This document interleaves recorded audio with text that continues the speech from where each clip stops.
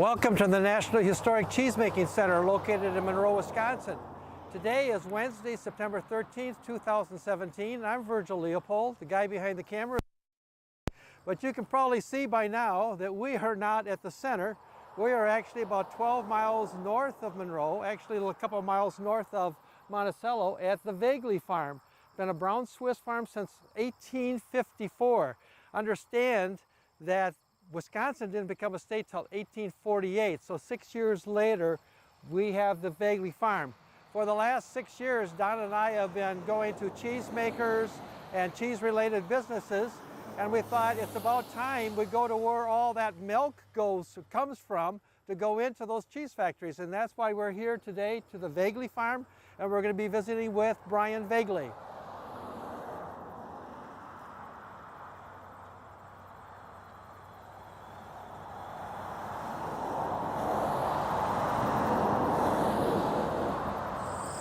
Well, right now we're actually up in the pastures of the Voegeli farm. You said you had about 1,000 acres, Bryan, and so we got in the background some beautiful brown Swiss cattle.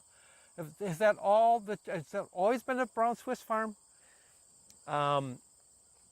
When my great-great-grandfather came over in 1854, they had whatever the native cattle was back at that time. Okay. But it was 1895 that the first registered brown Swiss came. Okay. The first importation of brown Swiss cattle came to the East Coast back in 1869. So it took about, almost 30 years to work its way from east to the Midwest. But since 1895, we've been a registered brown Swiss herd. And you actually, I know you have sold cattle all over the world, literally, haven't you? I mean, Japan, South America, is that kind of in my mind that you've done that? Yeah, there's, I believe, genetics into at least 30 different countries. 30 different, from this farm? From this farm, yeah. My gosh, now you're the what generation? You said your great-great-grandfather. Yeah, I'm the 5th generation. My son is the 6th. The farm's 163 years old, so we're trying to, go another generation with it. About 1,000 acres to be able to do that. How many people do you have work for you then, Bryan, here? Yeah, we crop about 1,300 acres, okay. So we have 4 full-time people, and which for our herd size, we have a herd size milking herd of about 220 cows. But with the land base, we do a few other things. We have registered cattle, so we do more programs as far as classification. We do cattle showing. We do have a small export company, so it just takes a little more manpower to farm, just this many cows. And you go to a number of shows. You got a big show coming up, I think, in early October, correct? We do, World Dairy Expo, yeah, one of the largest shows in the world, one of the best shows in the world is right here in Madison. So if people want to ever see something that's huge and a beautiful show with all different kinds of breeds, that would be the place to go in Madison in early October. It is. It's the show to go to. There are people from over 100 different countries that come to that dairy cattle show. And, it is considered the elite of the elite, and it's got a great trade show. It's got one of the best cattle shows in the world of 7 different breeds, and the amount of business and the amount of interaction with industry people and cattle breeders and world dairy leaders, it's incredible what happens in that week of Expo. Right. When we talk about the different breeds, because this is such a beautiful shot, so let's just stay here and talk. But we talk about brown Swiss, Holsteins, Ayrshires, Jerseys, Milking Shorthorns, red and whites. Okay. Yeah. Is there a difference in the amount of milk that a certain cow gives versus another breed? Is it Holsteins always thought about as being the most milk, but brown Swiss has a higher butterfat content, correct? Right. Yeah, each breed is unique, and that's why there's 7 different breeds, because each farmer has a reason why they want to work with that particular breed. But the brown Swiss, It's probably the second most populous breed in the world. I mean, strong influence in Europe, but they have a much higher protein. They have a higher butter fat than the Holstein cows. As far as volume of milk goes, it's not as much, but obviously what's in the milk is what makes the difference. That's why in Europe they're such a great breed for cheese making. You think of Switzerland, and some of the best cheesemakers in the world are from there, and maybe part of that is attributed to the brown Swiss cow there, but obviously they have several different breeds too. But when, you know, our family came over from there, and this is what they were used to. Greene County is a strong background of cheesemakers, and so we have a nice population of brown Swiss cattle here, and you know, I think it helps fill the pipeline for the cheesemakers here in Greene County. Now let's dispel a theory or a rumor that's out there, because you and I talked about this on the phone. Chocolate milk does not come from brown cows. See, now, if you're telling me that, I didn't know that. But Okay. It does not come wow. you know, Blew that. Now Santa Claus isn't real. Right. Yeah, you know, it's all white. It isn't chocolate, but certainly what's in the milk is different. And does that have an impact on the kind of cheese or the quality of cheese or the taste of cheese coming from different kinds of animals, do you think, Bryan? Well, I do believe that. I think a lot of your flavors, a lot of your higher protein breeds, I think that makes it does make a difference in the flavor. Okay. We made some cheese just out of brown Swiss milk. You know, it ages different, it tastes different. It does, okay. It is different. And the other thing we're learning is, you know, the fats are a little bit different on each one. Again, brown Swiss have it's a good fat for the cheesemakers to work with. And there's a lot of new research coming out on what's called A2A2, which is an actual protein in the milk, which makes it more digestible for people. You know, the colored breeds seem to have a higher proportion of A2A2, which is good for people. You know, the Holstein cows maybe a little less. But each breed has that protein in the milk, which, you know, just makes it a little more digestible, or ease of digestion for some people. So, you know, as I look around here, Don and I have traveled a couple of different times to Europe. This just goes back, looks a lot like what we would see in Germany or parts of Switzerland. I mean, my God, really does. This is just incredible. Yep. So these, what we're looking at today is the dry cows. So these are all pregnant cows. They're taking their maternity leave now before they have a baby. So their 8-week maternity leave is here. These are all cows that are basically 8 weeks before they have a baby. When they do calve out. So they need that time to kind of rejuvenate their body? Is that what it is? Right. We use this time to actually rejuvenate their udder. It will go dry. Right now they're using most of their energy to feed the calf inside. And so when they re-spring up, it also helps them during this rest phase. If you don't give them adequate rest, it actually affects your milk production on the next lactation. I think we'll go inside now, because you said you've got a milking parlor. We can talk about that, how your milk and the quality, and how we assure that when that leaves the farm here is of the quality that it needs to be. So we'll go back down into the barn now. How's that sound? Sounds good. Wonderful. Would you like the Bryan, background? we're now back down with a bunch of calves. So what are these down here for?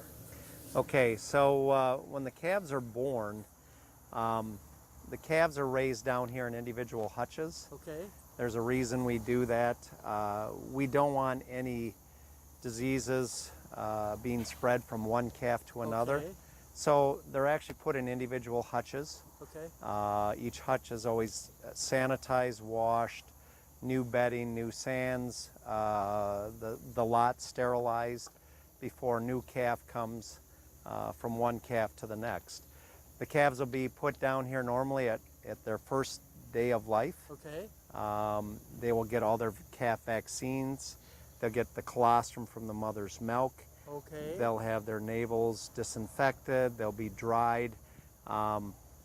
Everything we want to do to work with that calf will be done as they're put in their hutches at day 1. Wintertime, they actually go to another area where they're dried for a day so that when they come down here, they're totally dry.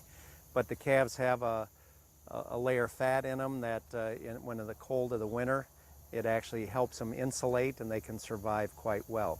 So the most important thing that we can do from that calf, we give it fresh air as they're out here, a sterile environment, their vaccines. We make sure that they get all the colostrum. We test the colostrum from the mother.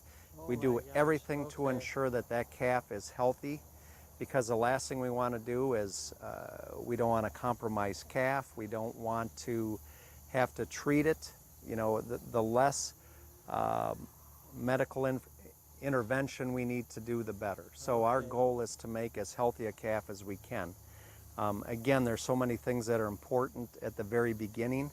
We don't like that new calf nursing from the cow's teat, because at some point in time there may be bacteria on there that the calf can ingest. So you have the control right here. We need to be the mother. For us to ensure that the healthiest opportunity for a calf, we want to make sure that we feed it the exact amount of colostrum that will ensure a strong immune system for a healthy life later. When we were up on the hill, Brian, and I thought about this coming back down, but they're dry, so it'll be coming with calf in about 8 weeks. Right. How old is a cow before they have their first calf? A cow, we actually call it a heifer. Heifer, before it becomes a cow. It's not a cow until it has its first calf. That's correct. But at 22 months of age, they can start calving. Okay. And there's some breeds like Jerseys that can effectively do it even younger. Is that right? Okay. But 22 months of age to 24 is your typical first baby. Okay. And again, their gestation period is about 9.5 months. All right. So similar to a human being. That's correct. Right. Okay. Yep. And so again, the calf will come here. The cow, in return, will also have medicines given to her to make sure that she is healthy. They're given calcium boluses. They're given pre-calving vaccines that ensure her safety and her immunity system. So for their udders, we give them some vaccines that, we do everything to ensure that the mother is also healthy when they calve. So I'm going to ask you the same question that I ask cheesemakers all the time. Is the making of cheese a science or an art? Farming is a science and an art. Well, it's a combination. It is. It has to be. With a lot of luck. With a lot of luck. I mean, there's so many things that you can do right, and it could be a weather change, it could be a storm, it can be you can do everything right and you still have bad luck, or once in a while you get lucky and things go right. But it is. We do the best that we can. That if we can do everything we can to ensure it, then I don't care what you say. There's still some good luck involved. The toughest part of farming, with the milk prices going up, coming down, is it just to maintain what you need to be able to do? Because sometimes just the land, the machinery, you put all that together, you're talking millions of dollars in a farm of about 1,000 acres. I mean, you have to be, right? If you look at everything close to it? Yeah, I mean, the investment is incredible. I mean, the land costs per acre are high. Right. The equipment costs are incredibly high. What it takes to run a farm, and we're considered small. Right. We crop 1,300 acres. But what it takes to operate that, it's just mind-boggling. So people buying that gallon of milk there have to understand all the expenses, all the things that have to go into this, all the things you have to do with vaccination. Put all that together. Yeah, you can call it a small business. I call it a big business from my point of view. But it is. It's a volatile business, and the hard part that I think a lot of people don't realize is that our dairy business, our grain commodities are all based off of a world market. And so what happens in Brazil or in Europe or New Zealand affects us. So when there's an oversupply in Europe or New Zealand or wherever, that affects us. And even though we're doing everything we can, we have to live off of domestic prices. If our electrician charges $85 an hour, if our implement dealer charges $90 an hour for shop labor, on a world price, if milk is $16, which is the same it was 40 years ago, somehow I have to survive on that, and it is incredibly challenging. I've got a nephew that sells machinery, and he was saying like, typical combine can easily run $500,000. It can. I mean that's just, you start thinking about those kinds of monies. It blows my mind coming from a small farm, growing up on a farm, Right. and thinking what we paid for our first tractor and those kinds of things. It's crazy how it's changed in a number of years. I mean, the dynamics have changed, and unfortunately, that's why you're starting to see bigger and bigger farms, because the efficiencies. In our case, you know, again, we're probably considered smaller anymore, Right. which we are, but we're trying to find niche markets that we can survive. We still like the genetics. Besides the cheese factory that goes to Chalet Cheese, we're Okay, working that's where on. your cheese goes, or your milk Yep. goes to. Okay, and Yep. we've already interviewed Myron Olson there. Yep. So the only Limburger plant in the United Right. States, world class, Yep. baby Swiss. Absolutely. But we're also trying, ventured off into a Swiss yogurt. Where is that made then, Bryan? In Madison. In Madison. So some of your milk goes up there, and some of your milk Right. goes over to the chalet to be able to do that. Exactly. So again, diversification. All we're trying to do is find a niche and survive. And you know, everybody's niche in this business is different, whether it's efficient or whether Right. it's whatever it is. And you know, I can only explain my side of it, but You know, it's interesting because a while ago there was a big contest, a cheese contest up in Madison, and the people said the reason we have such great cheese here in Wisconsin is because we have great quality milk to start with. and that's what it takes. It's the whole of the product. It Right. takes a great milk to help a great cheesemaker make a great cheese, and you know, we're gifted in Greene County. We have some of the. I don't think people realize how fortunate we are. We are. With our farms, with our cheese. It is. Yeah, We have a how it- great We infrastructure. do, very much We so. do.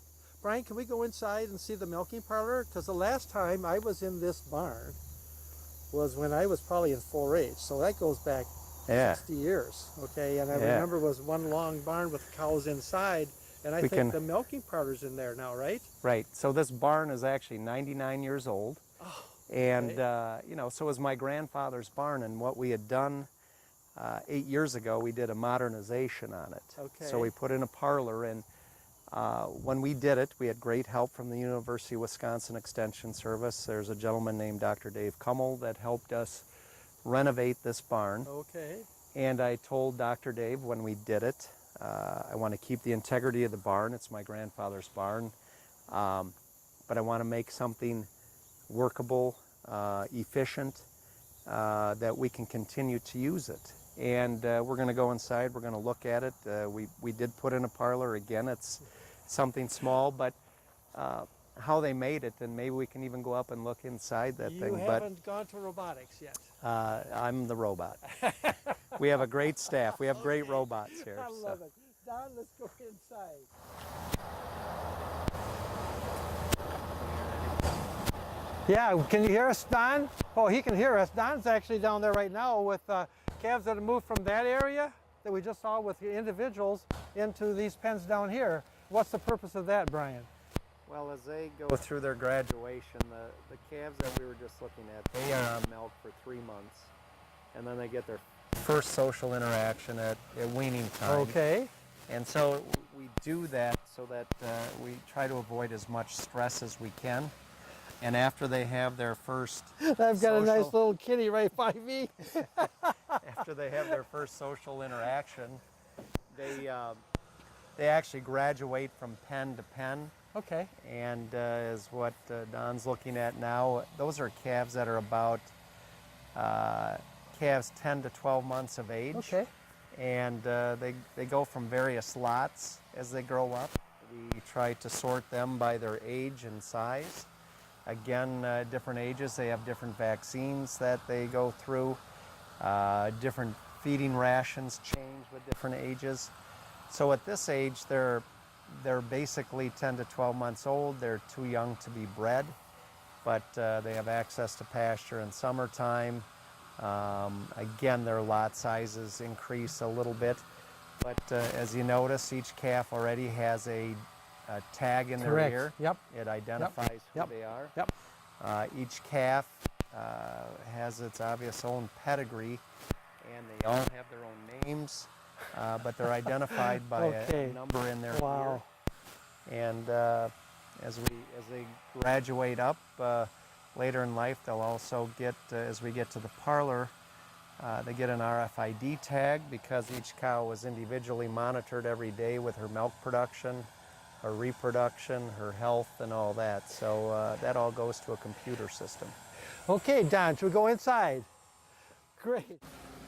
We're inside now at the milking parlor. You want to explain what everything is down here, Brian? Okay, so this is what we call a double 8 milking parlor. This is a Voegeli parlor, and the cows come in from the barn. They walk in. We milk 8 cows on each side. At a time? At a time. Okay. And the cows will stand at a 60-degree angle, and we'll actually hook these units.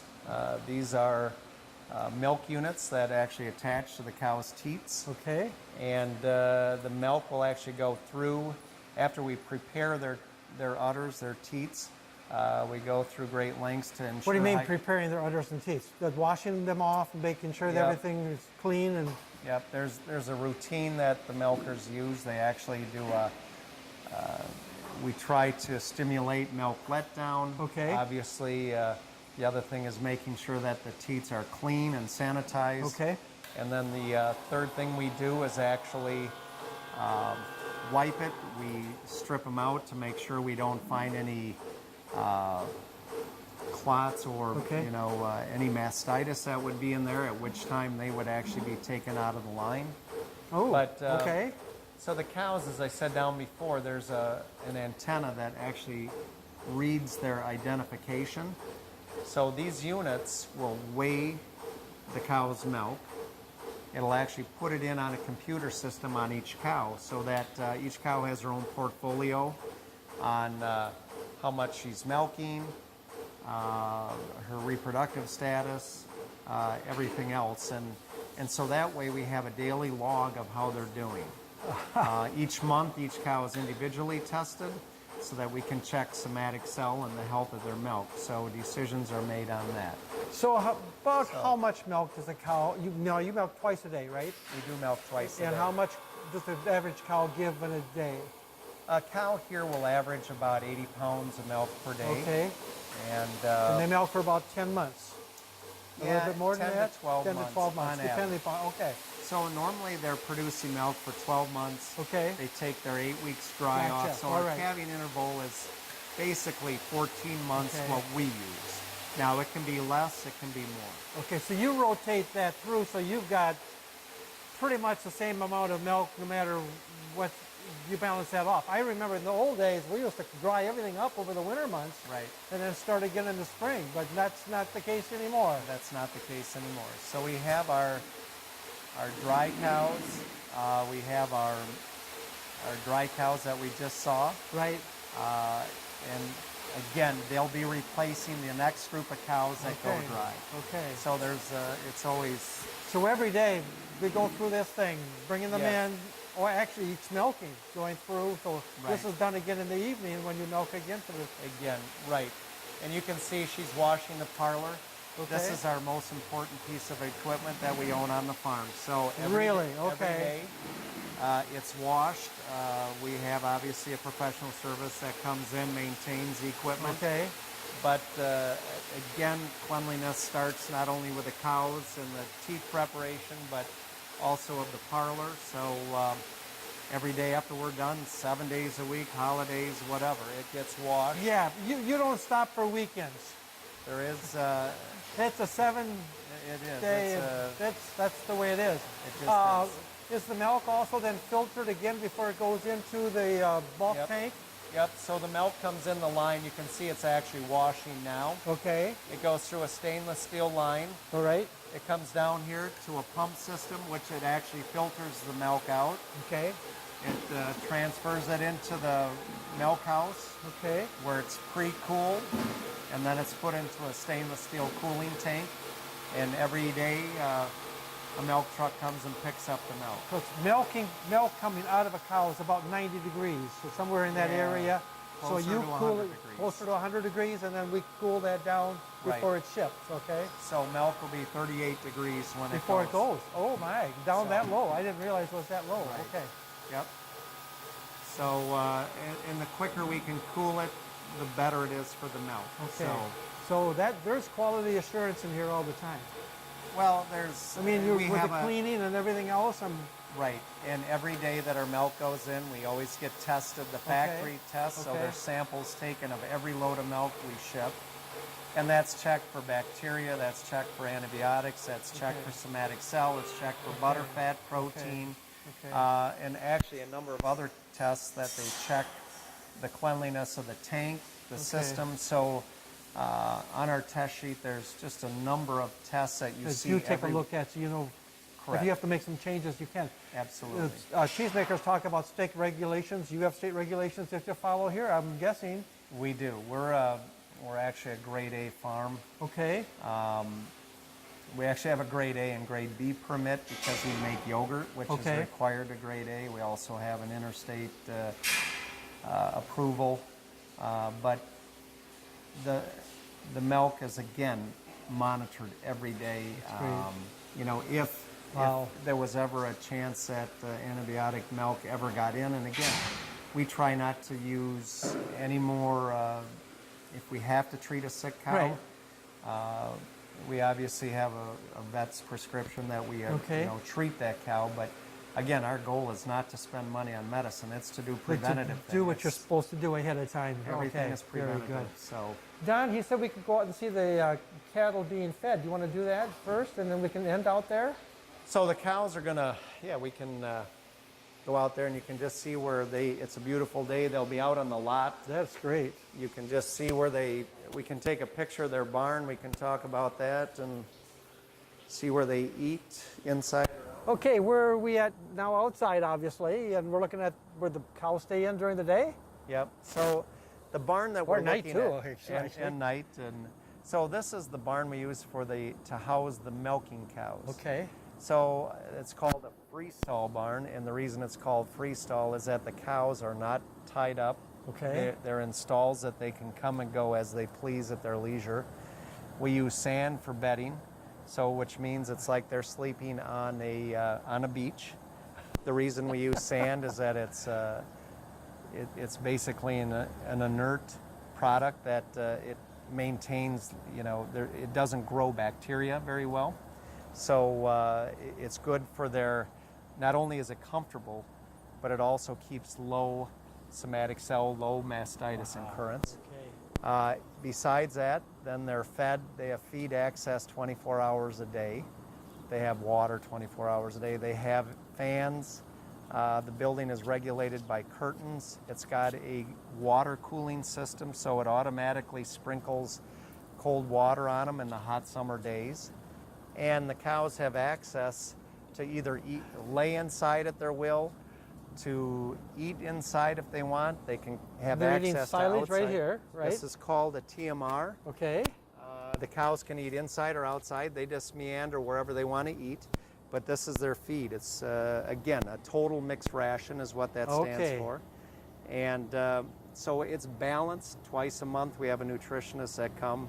So in this is what? You've got some silage, right? It's got corn silage, haylage, soybeans, corn, and their protein supplements. Wow.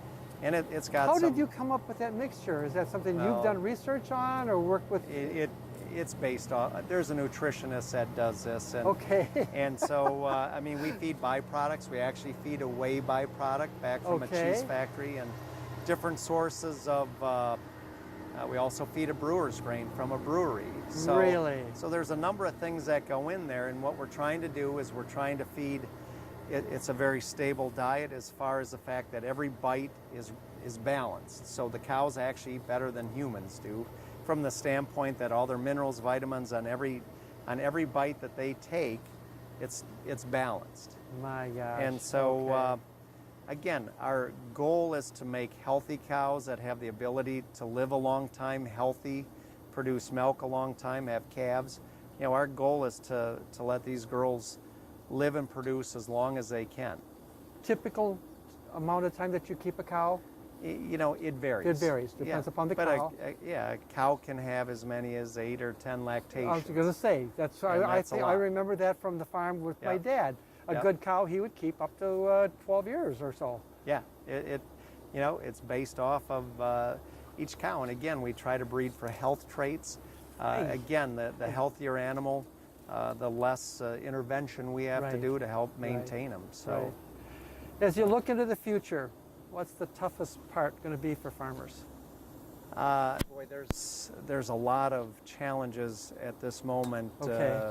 You know, one are the first is the margins. You know, we're at negative margins today, and when you say negative margins, I mean we're burning equity right now. Yep. Okay. At $15 milk for where we're at in 2017.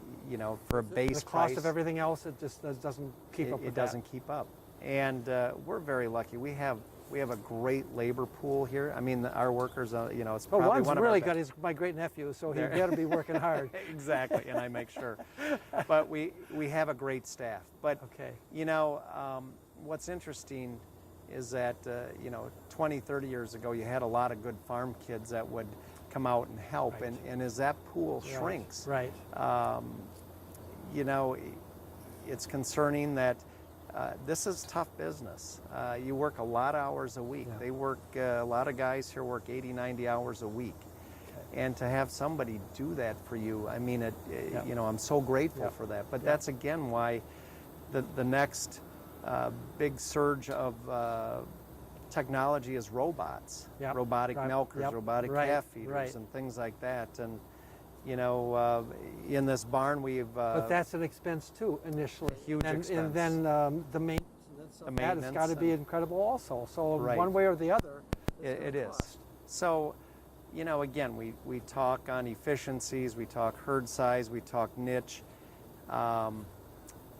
It's, you know, I can only speak for my industry and where we're at today, but my son is, you know, hopefully going to be the 6th generation to take over. We met Chris. He was working with the calves down there when we were down there. So, but the challenges, you know, they're there. And, you know, it's interesting. I look back on some of my father's footage he talked about 30 or 40 years ago, and same challenges then. So we do the peaks and valleys.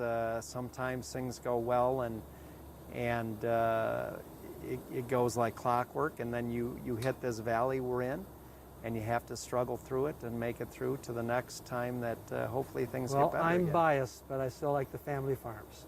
Well, I do too. And you know, I think that's the bread and butter in this county for sure. If you go to a lot of our cheese factories, the majority, if not all their milk, comes from family farms. It's predominant in Wisconsin to be a family farm, but Bryan, this has been just super. Well, so much information. This is where it starts. It is. Thanks for bringing Don, a nice we're sunny done here day. At the yeah, nice day. Thanks, Don. Well, on the way out, Don said, oh, look at those cows over there by the little barn. And so we had to stop and watch them feed. These are actually animals that are approaching probably 2 years or a little bit more than that, or even maybe a little bit younger than that. They've been bred. They're probably going to start to have their calves in just a little while. And if you took real close, you can see their bags are beginning to form, which means that they're getting ready to produce the milk for the farm. So this is from the heifers to, they're still heifers. They've been bred, but they will soon become cows because they will have their first calf. And maybe some of these have been more than one calf already.